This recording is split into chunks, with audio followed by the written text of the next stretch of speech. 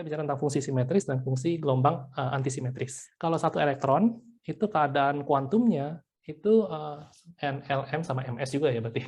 Jadi keadaan kuantumnya itu ditentukan oleh 4 bilangan kuantum ini. Kalau lengkap ya, lengkap. Jadi elektron satu itu ada posisinya, 3 variabel, kemudian satu variabel untuk menjelaskan mengenai keadaan spinnya ya. Dan variabel ini sebenarnya bisa diganti oleh MS ya, plus setengah atau minus setengah, karena cuma ada 2 itu. Nah, misalkan ini kita singkat ya. Jadi satu kesatuan ini kita singkat sebagai Q. Nah, terus kita punya sistem yang terdiri dari banyak elektron. Jadi misalnya kita punya sistem yang terdiri dari N elektron ya.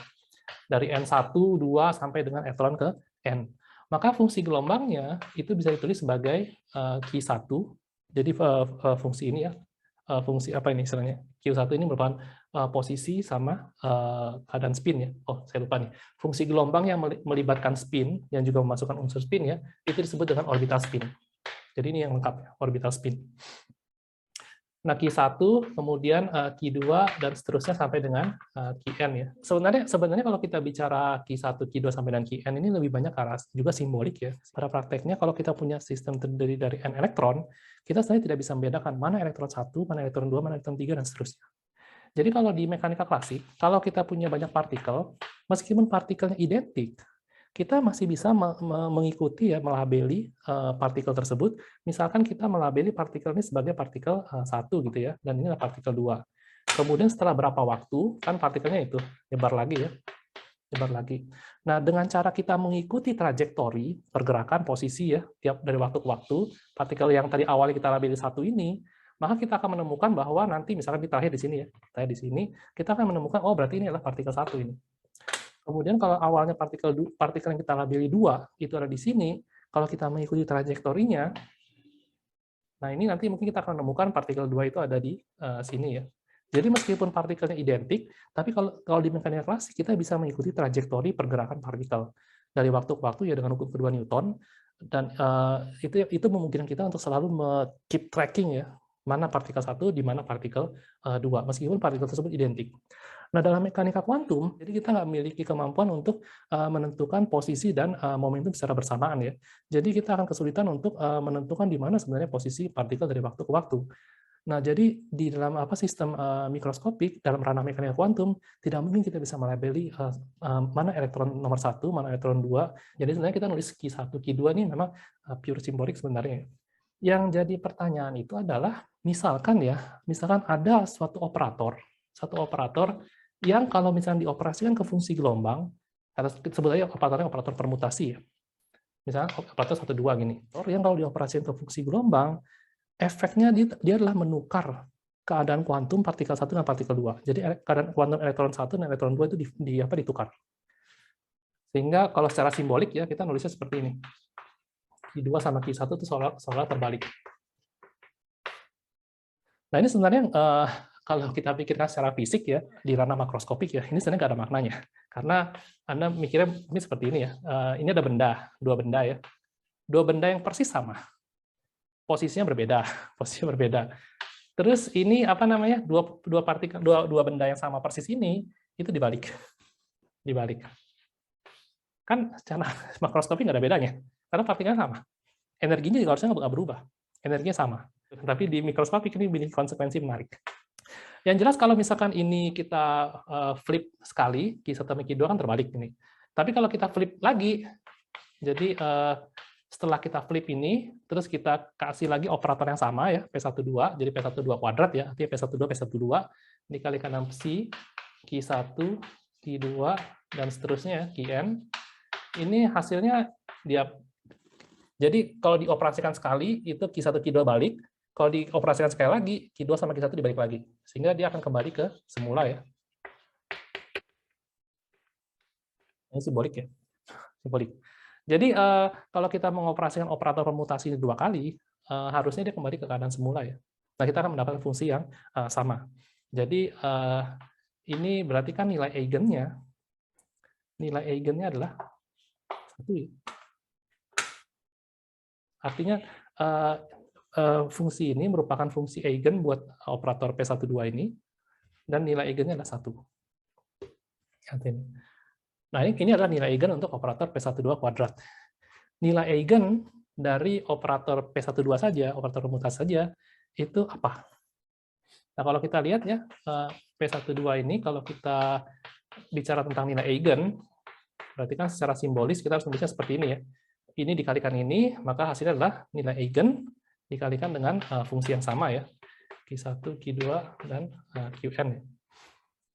Nah, ini kalau kita operasikan sekali lagi ya, maka kita akan mendapatkan ini adalah C kuadrat ya.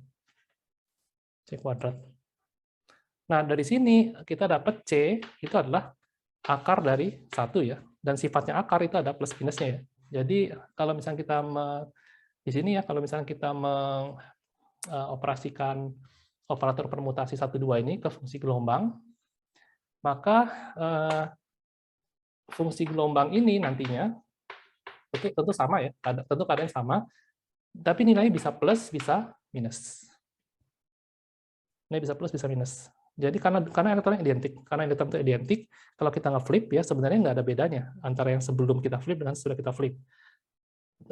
Dari segi probabilitas, dari segi energi harusnya nggak ada bedanya. Tapi dari segi fungsi gelombang itu walaupun nilainya sama, dia memiliki dua kemungkinan. Tandanya itu tetap atau tandanya berbalik.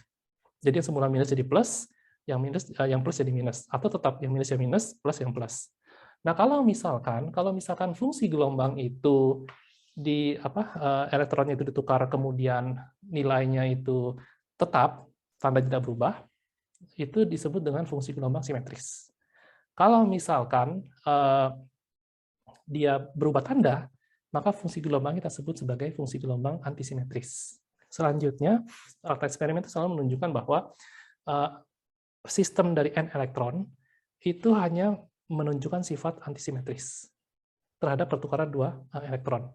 Dan kemudian ini digeneralkan ya oleh Pauli. Jadi Pauli menunjukkan bahwa partikel dengan spin pecahan, jadi setengah, 3/2, 5/2, partikel dengan pecahan setengah itu semuanya kita dikenal dengan istilah fermion ya. Fermion itu memiliki fungsi gelombang yang sifatnya harus antisimetris.